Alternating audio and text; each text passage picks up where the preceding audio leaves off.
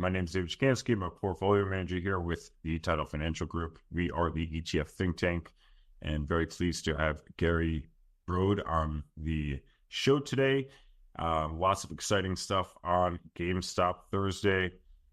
Stock got stopped out a couple times throughout the day, so we won't focus too much on that, but we might riff on it a little bit later. I'm going to kick it off to my colleague, the ETF professor, Dan Weiskopf. Hi, everybody. Dan Weiskopf here, otherwise known as the ETF professor, also a portfolio manager at Title, like David, and always thinking about blockchain. I'm the portfolio manager with Mike Venuto on Block. With that, let me hand it off to Gary Brode. Gary, you write a great report called Deep Knowledge Investing. We appreciate the research you provided and also follow you on Twitter. So tell us a little bit about yourself and we'll get right into it. Thanks, Dan. I appreciate you guys having me. And thanks to David and Michael for the invitation. I started in the business in the M&A department at Morgan Stanley back in 91. In 93, I moved over to the buy side and did risk arbitrage, special situations, event-driven investing. Spent a couple of decades doing long-short equity investing, all kinds of concentrated long-only investing. And in January of 2020, started Deep Knowledge Investing, where I work with hedge funds, RIAs, investment managers, family offices, and individuals and help them get better returns in the stock market. Love that. So bring us up to speed in case somebody doesn't follow you on X, what your broad parent thought process is around these markets. So I think I had a different view than the consensus narrative coming into this year. Obviously, in the fourth quarter of last year, people were saying 6 rate cuts for a total of 1.5%, starting in January, maybe in March, and we were just saying not a chance, no way. I think there were 2 areas where I disagreed with people. One is government spending. Right. The government right now is trying to stimulate the economy. They're overspending by $2-3 trillion a year. That's just the on-balance sheet number. If you want to include the off-balance sheet, add another $4-6 trillion on top of that. Those are real expenses. They're just not incurred yet. And so, we've got a government that's spending like they're trying to pull us out of a recession at the same time that everyone's trying to tell us we have a phenomenal economy. Something doesn't really add up there. And I've written a lot this year about the secret war between Powell and the Fed on one hand and the Treasury and Congress on the other, where Powell is trying to raise rates to get inflation under control and Congress is overspending to stimulate the economy and the Treasury is just monetizing everything. And so everything they're doing is offsetting. And that's why, Powell keeps talking about the current Fed funds rate as being restrictive. It's not. The real rate is still under 2%. And, with Congress overspending, they're adding something like $1 trillion of debt every 3 or 4 months. It's simply not sustainable, and it's not investments. They try to convince us it is. It's simply consumption. I think the other area where I disagreed is people have this hope that Powell's biggest concern is to keep us out of recession. I don't believe that's true, and I understand it's always difficult to guess what's in somebody's head, but my view on it is Powell understands that Arthur Burns, who is the author of the 1970s inflation, because he let up on the Fed funds rate too early. He thought he had inflation under control. He didn't. And then it took Volcker jacking up rates to almost 20% or around 20% to get that under control. And the fact is, Volcker could do that back in the late 70s, early 80s. But with, what do we have now? $36 trillion of on-balance sheet debt? That's not an option. And so Powell's got one shot to get this right. And I think he's a guy who's concerned about legacy. And I think he's concerned that if inflation comes back up again after he reduces the Fed funds rate, he's going to be the next Arthur Burns, and that's going to be his reputation. Putting the economy into recession, I don't think he wants to do it, but I don't think that's his primary concern. I think watching the expectations of rate cuts this year was absolutely amazing to watch. But since then, we've seen the long end of the yield curve fall a little bit, mainly because of some JOLTS data, some PMI data, some potential softening of the economy or data coming out on that side. But what I find fascinating now is the expectations for rate cuts is so concentrated in this like small band now over the next couple of years. It's unlikely that that occurs, right? It's unlikely that it's just kind of this smooth path there. So what are you seeing going forward? Some people, I would probably say if there is a rate cut, we're probably talking earliest December, maybe one rate cut in December post-elections, far enough away where it doesn't look political. But that's a total guess, to be totally honest. So like give us some thesis on what the next like 6 to 12 months might look like on that side. Actually, David, I like your analysis on that. And here's why. I don't think there's the probability that they cut at the upcoming meeting is right around zero. I just don't think that's likely. So now we're looking out, do they cut in September, in November? And, one of the things the Fed is concerned about is they don't want to appear to be favoring one political party or another. It's an election year.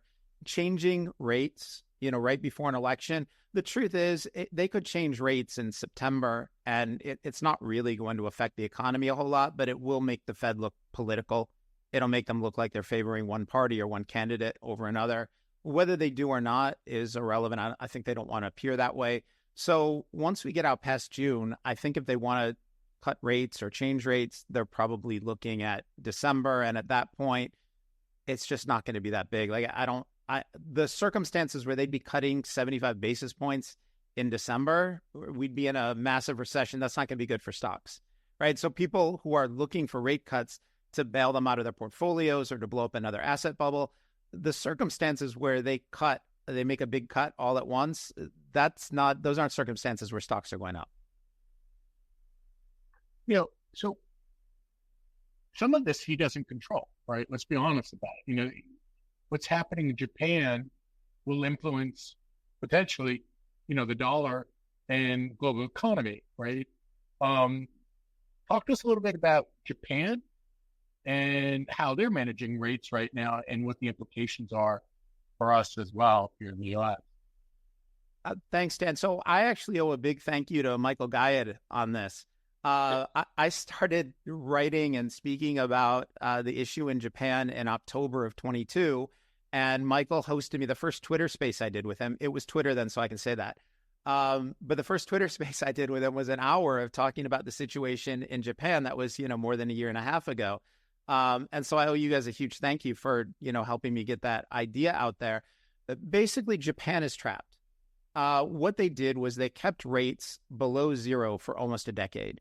And because the debt didn't cost them anything, they ran up gigantic debts, right? And we talk about us having a debt problem here in the US, and we do, but in Japan, their debt to GDP is over 260%. And so they're really stuck right now. The yen 2 years ago, I think, was 102 to the dollar, 103 to the dollar. Last time I looked, it was 156, 157. That's a 50% change. And remember, Japan has to import fuel, which is largely priced in US dollars. So if you're Japan, the problem that you have is if they don't hike rates, the yen's going to continue to slide, and that's going to make things very expensive. The issue is if they do hike rates, that blows out the budget. They have to do what Yellen's doing right now, which is monetize that additional debt.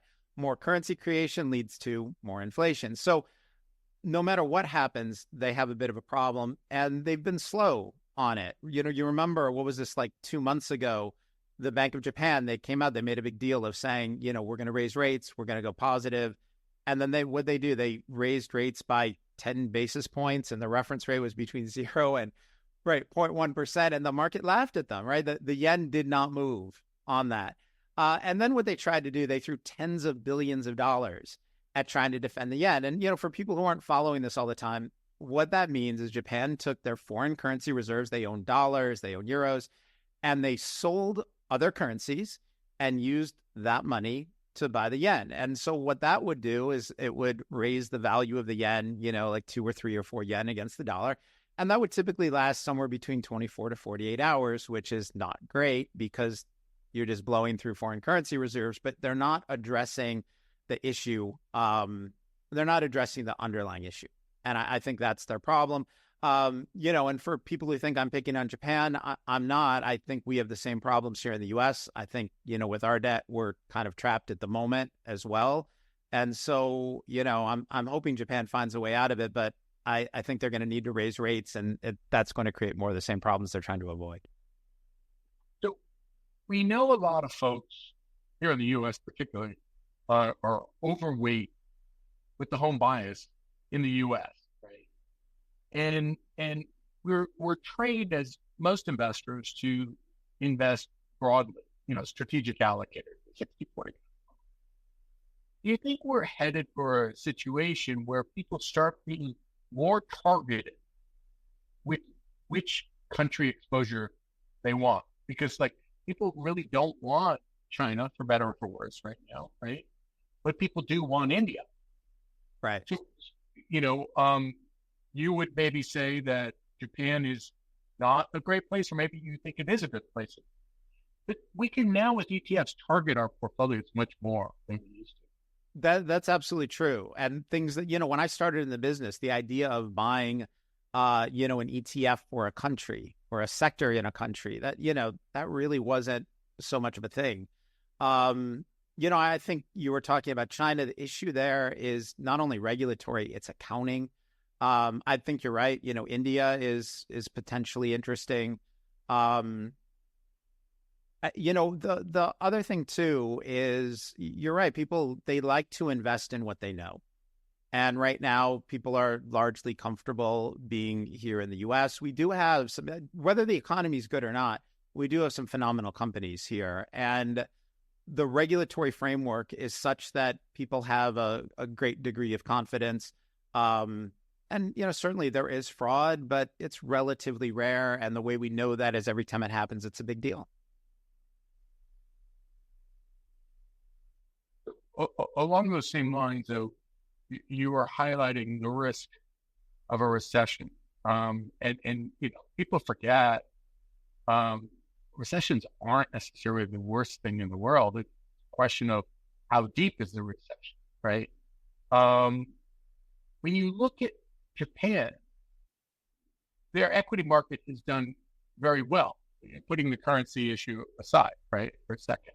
Does that surprise you, given their issues around debt, that their equity market could do well? So I think that we should break that out into real and nominal, and I'll explain. So you're right. The Nikkei index has gone up an enormous amount the last couple of years, and part of that is the fact that the yen has been incredibly weak, right? So if you're a Japanese company, you get paid in foreign currency, and if your currency is weak, that makes your product relatively attractive. So that's worked out really well for Japan and their exports. But the issue there is the currency has been so weak. We saw last year all of these, earlier this year, all of these great reports about the huge run up in the Nikkei and the Japanese index. But when we charted it in dollar terms, the index was not up. And so, so two things. One, I think, when did they last make their previous high? Was it 89 or 91, something like that? Okay. So 40,000 yen in 1989 bought you a whole lot more than 40,000 yen in 2024. So to simply say, hey, the index is up a lot, it's at all-time highs, maybe, I don't know about that. But then even if we look at just the last few years where the index has gone straight up, if you convert that index into dollars, it's not up. So, here's the other thing. Dan, you were talking about, should U.S. investors be looking overseas? And, in certain situations they should, but that also means you're taking foreign currency risk. And if you don't want to take that foreign currency risk, congratulations, now you need to own a hedging position.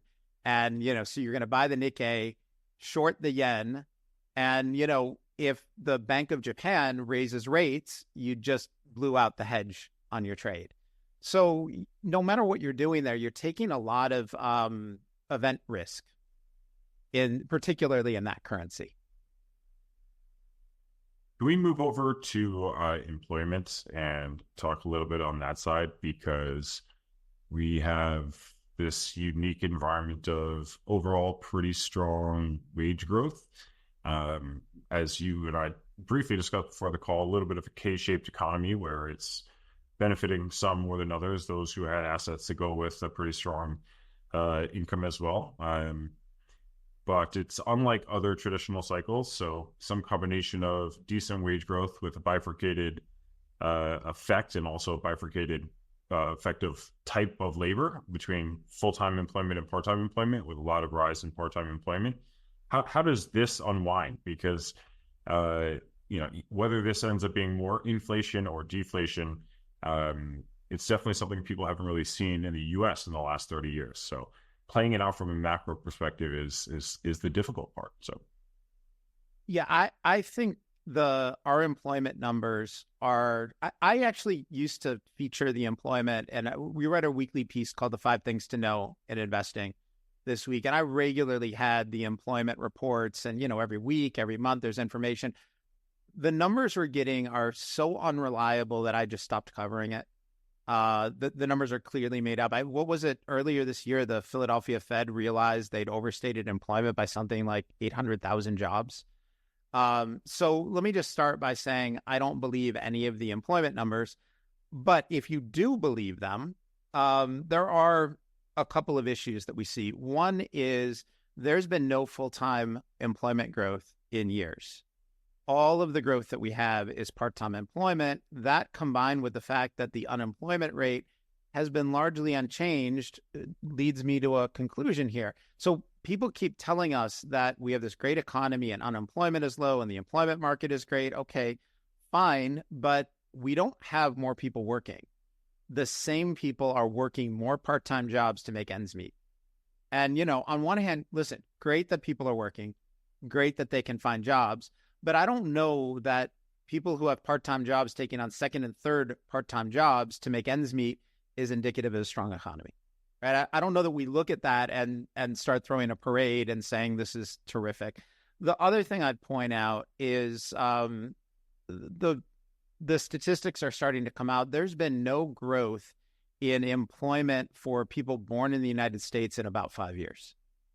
100% of our employment growth is people who are coming in from other countries. And, that's not necessarily a bad thing, but, we're seeing issues where the government is supporting foreign-born workers against U.S. workers. And, that's something that I have a bit of a problem with. So, for example, imagine you're born here, you live here, you have to pay rent or for your home, you pay taxes. And now what's happened is, a lot of the people that have been flown into New York, they're being given free housing, free food, they're being given papers to work. And so because they have no expenses, right, they can work for lower wages.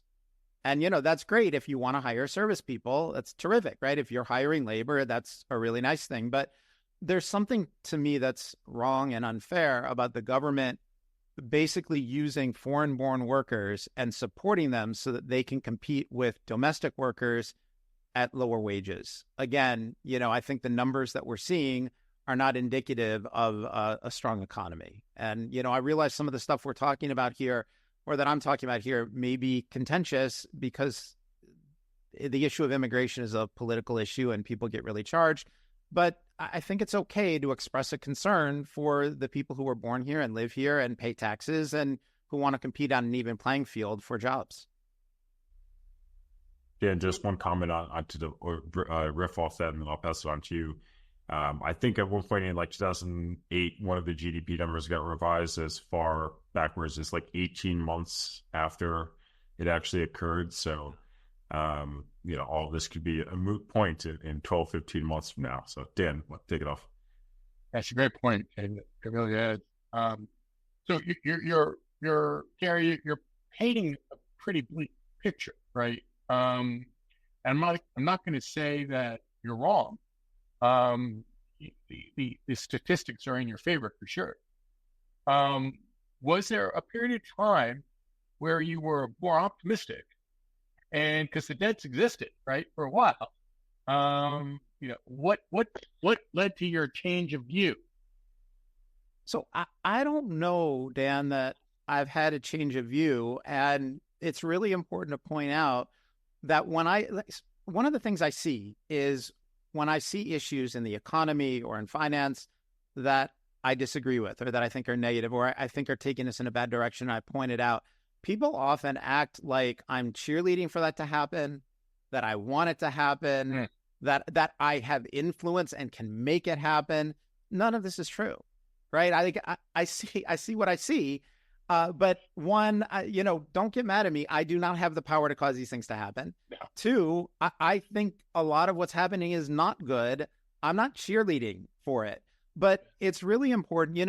People talk about their emotions a lot, and that's fine. If you want to talk with your parents, your wife, your spouse, your friends about your emotions, that's terrific. But when it comes to investing, it's better to leave your emotions out of it. And, people talk a lot about, what keeps you up at night and what causes you stress.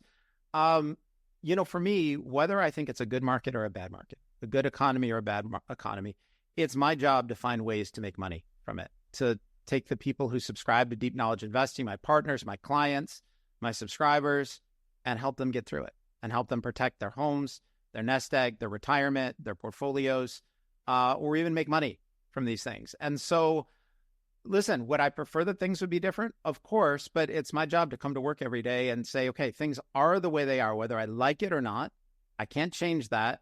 How do I help people? How do I help people navigate through a difficult environment? The one thing we're not allowed to say at Deep Knowledge Investing is that, it's a good market, it's a bad market.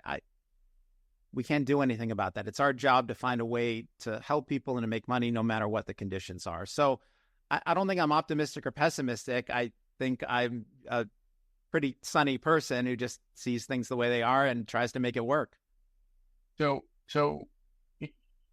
you run this report called Deep Knowledge Investing. In case anybody's not sure, it's above your right shoulder. Yeah. And I know you probably don't want to give away your intellectual property for free. And people should subscribe to your report.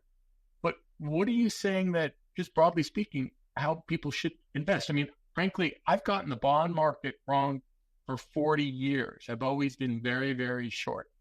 3 years is long for me. So I missed the rally, but I didn't get hurt in the end waiting 35 years for it to fall apart. What are you recommending, or what are you suggesting in your report? Sure. I look at 3 parts to the portfolio. One is we were just talking about the massive debt that we have. No matter what, we're going to be seeing more inflation. And, by the way, even if the Fed were to hike again, and Kashkari was out last week saying, hey, maybe we need to hike. I don't think that's going to happen in the next few months. But even if they did, what that means is higher interest expense, more printing, more inflation. So no matter what, we're going to get more inflation. So I am negative on the dollar. Again, for people, don't get mad at me. I'm not cheering for it to happen. I cannot force it to happen. It's just the way this is going to work. And so I like dollar alternatives. I've owned gold for a few years, which is right now around all-time highs. My largest position is Bitcoin, and it did not start as my largest position. It just up, 5x from where I bought it. Also, as a dollar hedge, we own huge amounts of energy. I think the whole world wants to live at a higher material quality of life. That means more energy use. All of the AI stuff that everybody's excited about, right? Who's going to power that? You want to have electric cars? Great. Somebody's going to need to build a grid. And so we have large positions in oil services. My second largest position is in uranium. I know Michael's been out talking a lot about nuclear energy. We just did a webinar with Enrique Abeda from HX Research on Talon Energy, TLNE. And, Amazon just bought a data center that's next to a nuclear plant that Talon has. I think the future of nuclear is going to be fantastic. And new demand is going to come on before new supply. So there's just, people look at the chart and they say it's played out. I don't think it's played out. I think there's more to go on that. And then the third part is I'm a stock picker. That's what I've done for, almost 35 years at this point. And so as a stock picker, I still find individual equities that I like. I've been hedging a lot of that. And, while the hedges haven't gone particularly well, shorting the indexes against that exposure hasn't been great. But the fact is we've generated a lot of alpha, which is just a fancy finance way of saying that our longs have gone up by much more than the market has. So we've taken risk way, way down and, still managed to perform really well. I totally agree with you on the infrastructure issue. With AI, we've been overweight some great holdings in our fund from that. And who knew, right? There's a shortage of infrastructure. So anyway, Dave, you got a question or thought? Yeah, I was wondering if you could. I know you talked a lot about a number of different commodities. What about all the battery metals? Where are we with this whole EV space? We've seen, the best performing car company be, I think, Toyota, because they are more hybrid than EV. But the lithium space seems to be one of the only commodity spaces that obviously commodities have been softening as of late, but just have been completely dormant all year long. And similar to you, I've kind of expectations of everything being overpriced, and I think uranium is a big part of the future, but looking for things that are actually in the supreme value category, there's not that much. So any thoughts on the lithium space? That's a tough one. Anytime I've looked, if you look at the estimates for how many EVs they expect people to be driving, and then, you figure, what do you need? Something like, it's like 1,000-pound battery and something like 300 pounds of lithium. Good luck. Where are you going to mine all of that? The other thing is we don't have the grid capacity to have these EVs. Customers are starting to rebel. They don't want them. So I think there are all kinds of issues with that. The other thing is I also don't believe that EVs are as environmentally friendly as people say they are. They refer to them as zero emission vehicles, but they're forgetting the fact that the power to charge it comes from somewhere, and that you need an enormous amount of diesel to mine lithium or mine anything.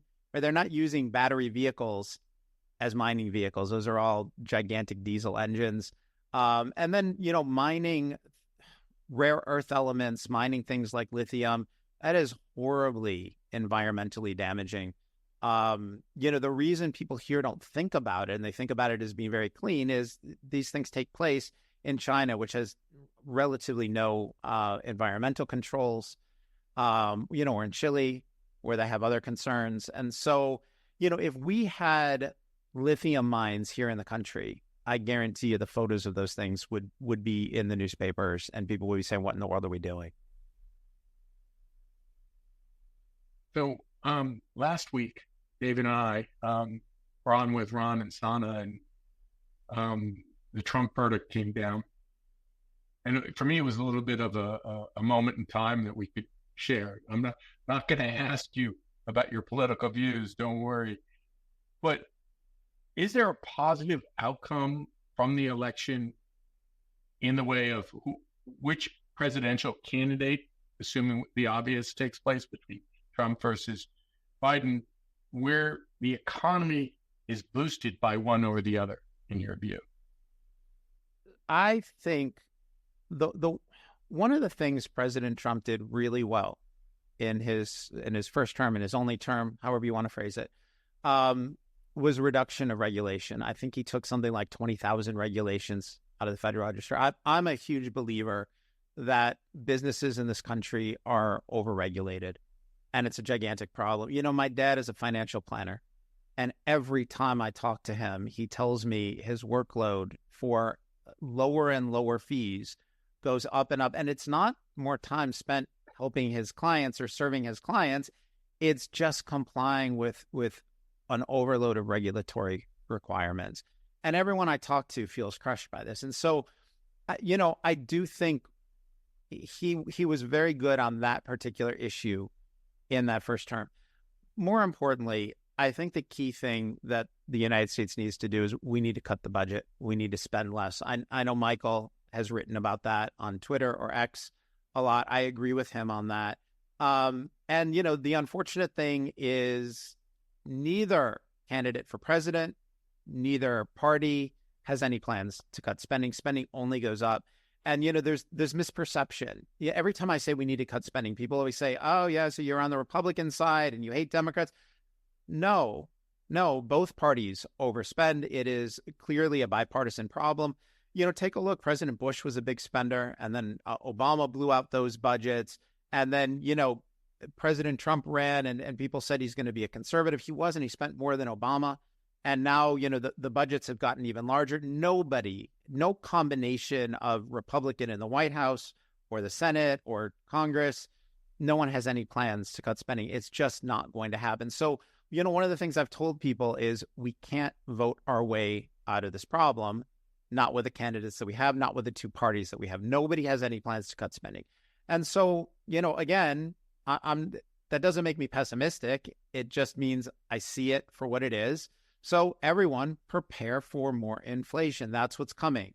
The purchasing power of your dollar is going to go down. At the moment, I own enough dollars to pay my bills and my mortgage, no more. But really the question is against what, right? Because the economy showed a little signs weakening. 10 years flew all the way down to 4.3%. But everyone knows what you're saying is true. Even high yield was able to roll over their debt, has much less of a maturity wall in the next 2 or 3 years. The entity facing the maturity wall crisis is the U.S. government, right? So how does that happen with yields falling? That's what I think is so complex about today's markets. So.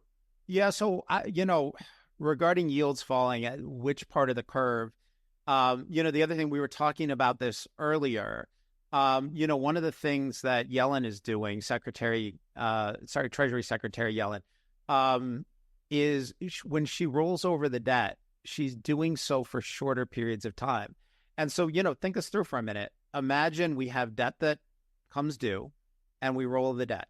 And if you finance it for 10 years or 20 years or 30 years, then you don't have to refinance that debt until 10, 20, 30 years down the road. But if you only finance it for 6 months or a year, you're going to need to refinance it against it. And that's what they've been doing. And so the near-term treasury auctions have been getting larger and larger. The tails have been getting larger and larger. Again, that's just a fancy way of saying that there's less demand to buy the treasury securities than they had hoped for. And so they're having to cut price on this along the way. And so, we're going to see more of that. And you're right, David.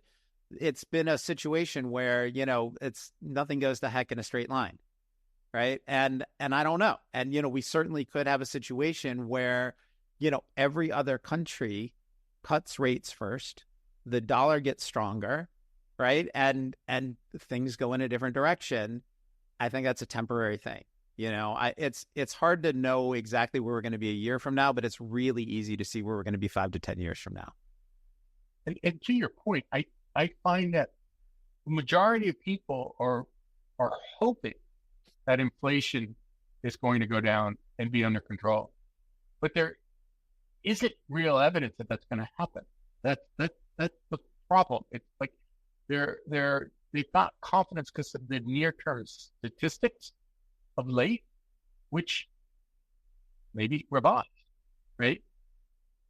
So, Dan, one of the things that I think is really interesting is, here's my quiz for you guys. Who on the planet would be best positioned and have the most information to figure out where inflation and where rates are going to be a year from now? It would be the governors of the Federal Reserve, right? They can control rates. I thought it was a trick question. No. It's a simple question. They have control over the outcome, right? And they have more data than anybody else. And so I'm going to give a shout out to Andrew Brown, intern at Deep Knowledge Investing from the University of Tennessee. I had Andrew go and pull every one of the dot plots for the past few years, and we charted it. And here's the beauty of all of this. If you take a look at the Fed dot plot, at the beginning of 2020 or 2021, the beginning of 22, where are rates going to be at the end of the year? They've got their dot plot. Guess what? They're not even close. They're not even close. 12 months out, the Federal Reserve cannot predict where the Fed funds rate is going to be. Forget inflation. They can't predict the one thing they control. And so, yeah, who in the world? Like, it's, if they can't do it, I don't know why anybody would expect that to happen. I will tell you one place where I've had significant disagreement with people. I think, Dan, that what happens is there's a normalcy bias. And I think you were implying that, right? Everybody assumes that inflation will trend toward 2% because it's supposed to, and that's where we're supposed to see it, right? And so everybody assumes this is where we'll end up. The problem is with Congress overspending by trillions of dollars a year and the Treasury monetizing that, we may have a different reality, right? The normalcy bias is where were we yesterday and 5 years ago and 10 years ago, and that, that may not be the case. But, I've long said the proper and moral rate of inflation is 0. And that gets people very upset. There is this normalcy bias that you need inflation to have GDP growth, and that is 100% not true. A stable currency encourages long-term investment. It encourages people to save and invest. A currency that's being depreciated, where you have a lot of inflation causes people to go out and spend, right? Because it's going to cost more later. And I keep getting these arguments from people saying, oh, but if we have deflation, we're going to have a horrible recession. The whole economy will grind to a halt. And I say, why? And I say, well, no one will spend anything.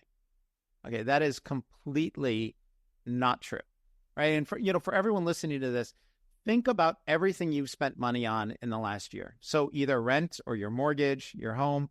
Would you have lived on the street because housing could be a few percent cheaper? No, you wouldn't have. Food, right? You can't defer that purchase. You can decide to stock up your pantry or not, but you can't defer that. Having a car to get to work, putting gas in the car, right? All of these things, most of what people buy is not something that they're going to defer. Are you going to not get childcare, daycare for your kid? Are you not going to send your kid to college because it might be cheaper a year from now? Right? All the big expenses we have. And think about it another way. Like, let's say you move into a new house, you want to buy a couch for $1,000 and someone says, hey, listen, there's going to be deflation. We're going to have 3% deflation. And they say, oh, I could save $30 by sitting on the floor for a year. And by the I don't believe it. And the best proof of all of this is a huge part of the economy, right? What's the biggest stocks in the market are what? Our tech stocks. So take a look, the price of TVs, computers, laptops, tablets, cell phones, everything that you have, everything that you buy this year, your electronics will be worth less in a year. They'll be worth much less in 2 years. And yet we're still buying iPhones and Samsung Galaxy, this and that. And people actually will buy things even though they know that computer will be worth less in a year. You won't be able to sell it for the same amount. So I don't actually believe that the economy grinds to a halt if the value of our money holds its value or even increases in value, right? Look at what happens when you have a 0 savings rate, everybody's spending. No one has a nest egg. No one has any security. But if you encourage people to save by not debasing their currency, you have more investment. You have less consumption. That's not a bad thing for any of us. So, Gary, I don't want to lead you down a rabbit hole where you're a fear monger. Don't get me wrong. But why isn't the picture that you're painting more like stagflation than anything else? If we have inflation and we're going into a recession, call it whatever you want. Isn't that like the worst of all worlds, with otherwise known as stagflation? Yeah, that would be the worst of all worlds. Well, certainly we have. So stagflation is a recession with inflation, right? We definitely have inflation right now, right? If you believe the CPI, inflation's around 3.5%, depending on whether you're looking at the regular or the core. Now the super core, at some point, we just exclude everything and inflation is 0, right? My joke on it is, there's the DKI, ultra core index, which is the estimated price of the estimated value of an apple that's been in Jerome Powell's refrigerator for 2 months. These numbers are made up. And by the way, I'm just going to say on the record here, I don't believe the CPI. It's a fake number. It's not real. That 3.5% isn't real. Take a look at the difference between OER, owner's equivalent rent, and the Case-Shiller or Zori, the Zillow owners rental index. housing prices that real people pay have gone up a lot more than OER. They're trying to tell us food inflation is 1%. Find me somebody whose grocery bills are up only 1% in the last year. Right.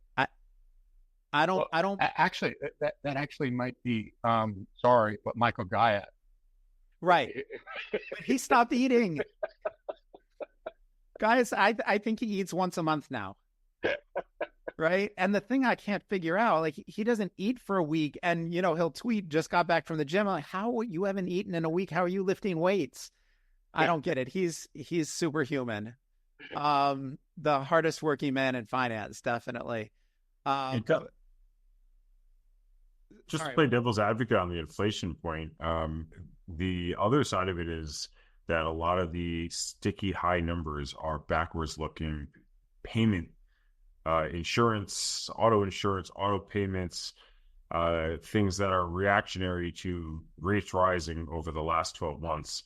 What are your thoughts about that? Because I've always thought that, again, we talk about all these things never occurring in a straight line. And if your thesis is at some point that we can be in a world with like no inflation or deflation and just flat, especially like at some point we actually have to dip below that. So when does that potentially occur? I think deflation is just as much of a risk as like rampant inflation here. What are your thoughts on that? So first of all, I would not phrase deflation, otherwise known as the dollars you already have maintaining or gaining in purchasing power. I would not consider that a risk. I'm not worried about people having more purchasing power. The point that you're making about some of these things being on a delay, right? It's not so much that they're backwards looking as that they're on a delay. I think that's valid. The thing that I would point out is, like, on the used car side of things, if you look at the Manheim index, that's been falling for like 18 months pretty consistently. And so, is it a little bit behind? Yeah, probably. But if it's declining consistently, that decline is being captured in the monthly numbers. Now, certainly the property market by definition is slow to adjust. If you think about it, if you make an offer on a house, that offer is accepted, you go to contract, you lock in the price then. But it might take you a month or two to get to closing, to get the financing, to get all the conditions set, your inspection. And then even then, it'll take another month to get it reported. So the property market will often work on like a 3-month delay. So I agree with that point. But the other thing you guys were asking about stagflation, I think the real economy is in a recession right now, but I think the nominal economy is not, and the difference is simply government spending. There is no way in the world anybody in Washington from either party wants to run for re-election with an economy in recession. They will spend however much they have to make sure the GDP number remains in the black. So I understood that some of the fast food restaurants lowered price. I think it was Chipotle recently. I don't know if it's true or not, but my point is more that in certain ways things become structurally set up a certain way. My daughter just bought a car. She lives in North Carolina. Because she's older than 21, she had to take out a separate insurance policy, okay, to get the car. Okay, fine. That was $150. She took the insurance policy. Now, when I went to Geico and I said, okay, good, she's now insured under your firm, can I remove her from my policy? They said, no, that will have to raise your price then. And I said, wait. You're taking less risk, but charging me twice, right? Or charging me twice. How is that possible? Well, but sir, I'm saving you money, right? What other things do you think are like structured a certain way where lowering price is rigged? Is part of my question. By the way, thank you for the reaction. I'm glad I'm rational because it made no sense. So not only does that not make sense, I had a similar experience, only without the daughter. So, my daily driver is an E46 M3, really fun to drive, manual transmission, just super fun. And then a few years ago, I bought a truck, right? But I used, F-150 with like 80,000 miles on it. And, I think it's approaching like 20 years old, something like that. And so my insurance company said, well, we need to charge you more because we're insuring 2 cars. I said, what, are you kidding me? I said, guys, every mile I'm not driving more. Every mile I spend driving the truck is mileage that's not being put on the expensive M3, right? Like you want me to have a cheap beater truck that is, pretty much a tank that weighs 8,000 pounds. Yeah. Like, how do you not want me driving that? Instead, you should give me a rate cut. They said, no, we have to charge you more because there's a second car. I'm like, what? It makes no sense at all, right? If I were the insurance company, I would choose the opposite. So I completely agree with you. There are all kinds of, nutty decisions made like that. The thing that I would point at, and this is where, there's been a huge debate on Twitter or on X. It's the misunderstanding between price levels and the rate of change. And so, what we saw, and again, I don't believe the CPI, but let's just assume for the purposes of this conversation that the CPI approximates inflation. And so, what we saw was the CPI come down from, 9.5% to 3.5%. And the pro-government people were saying, this is fantastic. We have disinflation. And, ordinary people were saying, wait a minute, the prices I'm paying for things went up an enormous amount last year. And now they're going up again this year. And people are saying, hey, it's just 3% more. And they're like, no, it's 3% more on top of the 9 or 10% from last. It compounds, right? And so, economists like to look at rate of change, and normal human beings like to look at price levels, right? And the guy, I have to give him credit, the guy who does this bit more clearly and more funny than anyone else is Rudy Havenstein, on X. And he regularly pokes at the central banks. But, this is the kind of thing where I think there's no one better at presenting this kind of thing in a funny way. He's always doing a bit where an economist is interviewing, a housewife who's shopping at the grocery store and saying, aren't you glad, with all the disinflation? And her response is, I can't afford my groceries. So I think there's a lot of that going on. I think people are talking past each other. Disinflation, a reduction in the rate of inflation, means we still have inflation. It's just at a lower rate. But, for 95% of the country, their prices went up, and then their prices went up more. And now this year, their prices are going up more, but at a slower rate. And they're just getting crushed by that. And that's the thing they're looking at. And when you talk to them about the rate of change and disinflation, you're really talking past them and their needs and how a normal person views this stuff. So you mentioned Bitcoin. I have to ask you, your moment, your orange pill moment. How did you come into it? It's obviously very aligned with your thinking, right? But give us some background on that, please. Bitcoin came to my attention maybe 8 or 9 years ago. I knew about it kind of early. And I had spent my whole life as a stock picker, valuing companies. And my response for years was, but how do you know what it's worth? How do you value it? It's not worth anything. And I was a little bit torn. And I know I said before, take your feelings out of it, right? When I'm investing, my feelings are irrelevant. But the way I felt about Bitcoin at first was, I don't know how to value this. I don't know that it's not worth zero. But as somebody who objects to the power wielded by unelected bureaucrats at central banks, as somebody who sees the danger of printing endless amounts of fiat currency, I really wanted it to work. And when my friends who own Bitcoin would talk to me about it, I would say to them, I'm not buying it, but I am cheering for you. I want this to work. It is a giant screw you to central banks, and I am on your side.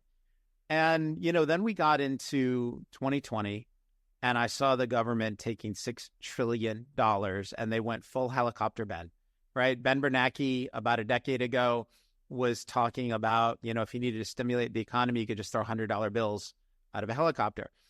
And our government tried that. We basically had universal basic income. They were just sending out checks. They were sending money to everybody. And I saw that and I thought, this is a big problem. And all of a sudden, the things that had no yield, but were hard, meaning difficult to reproduce, started to grab my attention. And in 2020, I bought gold for the first time in my life. I had never owned gold, and I saw this. And then, by late 2020, I just started to see the writing on the wall with Bitcoin and started to realize that, if you don't want to own a huge amount of gold, and that's not a bad thing, then you're going to have to own fiat. And I didn't want to own fiat. And switching from the dollar into a different fiat currency, that wasn't going to solve the problem. And so, I started to buy more and started to learn more. And the government, that spending wasn't one time. We're still overspending. Yeah, we didn't throw an extra 6 trillion at it, but we're still overspending by trillions of dollars a year. And so as these problems compound, I got a lot more interested in things like oil, uranium, gold, Bitcoin. And then, Bitcoin made a lot of the decision for me where, you establish a position and something goes up 4x, 5x, and you don't want to sell it. It becomes a big part of the portfolio. And so that's where I am on it. And, one of the things that bothers me, I think the Bitcoin community can be very welcoming, but they can also be really rough on the non-believers, right? That have fun staying poor is horrible persuasion. It's snotty. It's a bad way to persuade people. And, one of the things I always say, because there are times I talk to people and they say, I can't get there. I don't want to own it. It's not worth anything. How do you know what it's worth? And my position on this is, as somebody who knew about Bitcoin for years, before I saw it, before I understood why it was important, I have grace for people who haven't seen it yet, right? How are they any different from me? Right? I'm a professional investor, but it still took me a while to see it and a while to understand the macro backdrop. And so when I talk to people who say to me, I don't want to own it, you know what? No problem. I totally understand how you feel because I felt that way. I felt that way for years. And you know what? When you see it, you can buy it then and you don't need to eat crow. But it's just bad persuasion to tell people that they're idiots for not seeing the world the way you did, because most people didn't buy it the first time they heard about it. For most of us, it took us a little while to get there. And, if you're listening to this and you don't own Bitcoin yet, that's fine too. You don't have to do it. I'm not, a Bitcoin salesperson, right? No, nobody gets a commission on selling it.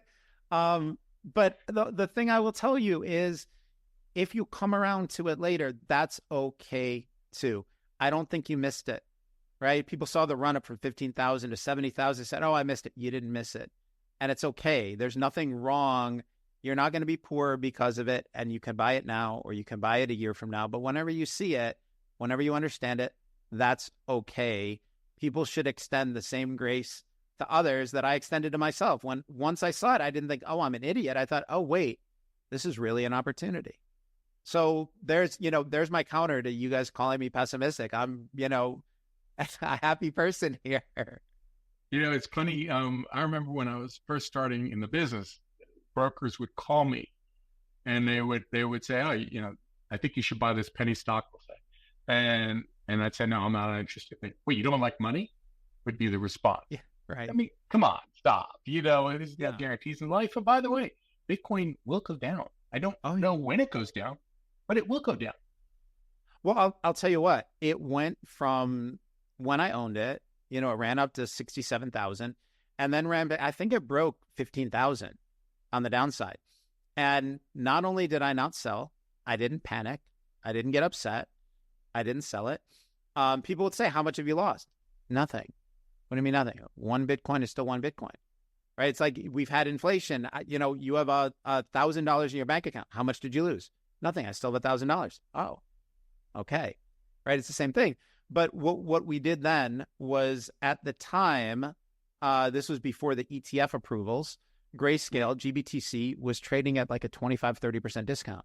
And so I backed up the truck, and instead of buying Bitcoin and self-custodying, I was buying GBTC at a 25, 30% discount. And then when it ran up from 15,000 to, the current 70 plus thousand, our returns on it, because once they had got the ETF approvals, our returns on it were 25 or 30% better than the returns on Bitcoin, which were in itself pretty amazing. And so, the beauty of it is there was no need to get upset. We just used it as an opportunity to get bigger and did so in a way that got us better returns. Basically, sitting with that dollar loss for a couple of years ended up being the opportunity to make more money on it. So you're right. At some point, it will go back down again. Bitcoin regularly drops 50, 60, 70%. I think it's had multiple 80% drawdowns. Okay. So what? I don't know. Been through it. It's not just so what. It sucks. Yeah, it does. But think about it this way. I don't know what the dollar price of Bitcoin is going to be in 10 years, but I will guarantee you the purchasing power of the dollar 10 years from now will be much lower than it is now. David, you look like you've got a thought, or you want me to? Yeah, I was actually gonna ask if you had gone any further into the Grayscale lineup. We had noticed a couple weeks ago a similar discount in Grayscale's large cap trust, about 40%. That was about 92% Bitcoin and ETH. I'm wondering if you have any thoughts on anything in that realm that goes a little bit deeper into the crypto space beyond just Bitcoin. Yeah, I haven't looked at it. I understand there's a really interesting use case for ETH. The thing that I don't like about it is it's not independent. It can be centrally controlled. The rules can be centrally controlled. And I just, a lot of people will say there's crypto and there's Bitcoin. And a lot of people outside of that space view Bitcoin as crypto. Bitcoin holders view Bitcoin as different from crypto. And I actually agree with that distinction. The rule set is different. The incentives are different. The control is different. It really is decentralized where other crypto is not. So I'm not anti-ETH, but I don't own it. And, I haven't really dug in on it. Well, we're at the top of the hour, my friend. Gary, this has been really awesome. I love the shared insights, David. Awesome. Great discussion. Any closing remarks, Gary? Yeah. But first of all, thank you so much for hosting me. Thanks to Michael Guyot for the invitation. The thing that I would tell people is I understand that a lot of what I've said over the last hour would be considered negative or scary or pessimistic. But the truth is there are always ways to hedge your portfolio. There are always ways to make money in any given environment. And so, please don't think I'm negative and don't despair, right? There are lots of things that you can do to protect your home, to protect your portfolio, to protect your nest egg, to make money in all different kinds of environments. So, I spend all day looking for great creative ways to take advantage of whatever the current market conditions are. And so, I know I said a lot of things that might sound negative, but I'm not. And, there's no need to be afraid. You just simply have to think your way through it. Yeah, you said it with a smile, by the way, a lot of what you said. Well, happy to be here. Thank you. Thanks very much. David, see you next week, my friend. Thank you very much.